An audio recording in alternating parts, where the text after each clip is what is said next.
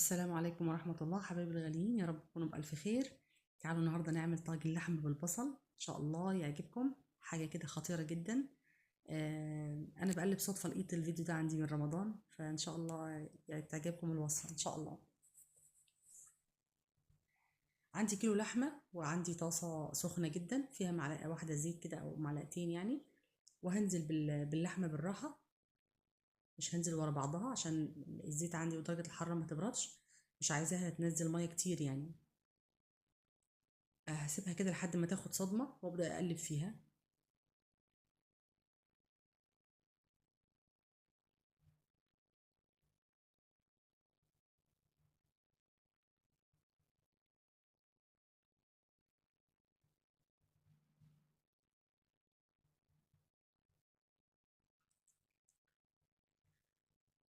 بدأت تاخد من كل الجوانب.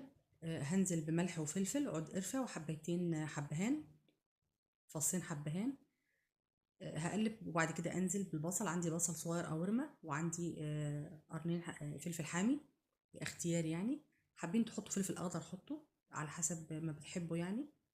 وهقلبهم في بعض كده، وهنزل بمكعب مرق وبميه عشان اغطيها يعني لحد ما تستوي. طبعا هتابعها كل شويه، واشوفها محتاجه ميه ولا ايه، بزود يعني بين وقت والتاني كده. انا وطيت عليها نار جدا. اول ما استوت هحطها في اي حاجه عندي. انا ما عنديش طبعا طواجن، عندي صينيه صغيره هحطها فيها وهدخلها الفرن.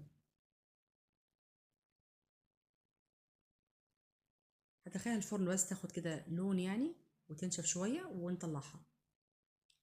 تحفه جدا وجميله. من الحاجات الجميله، ما بتاخدش وقت، ولو عندك حله ضغط ممكن تحطيها اللحمه مش تاخد منك وقت خالص. يعني تعتبر اكله سريعه يعني. وقدميها جنب رز بشعريه، وان شاء الله تعجبك الوصفه. اشوفكم في وصفه جديده ان شاء الله.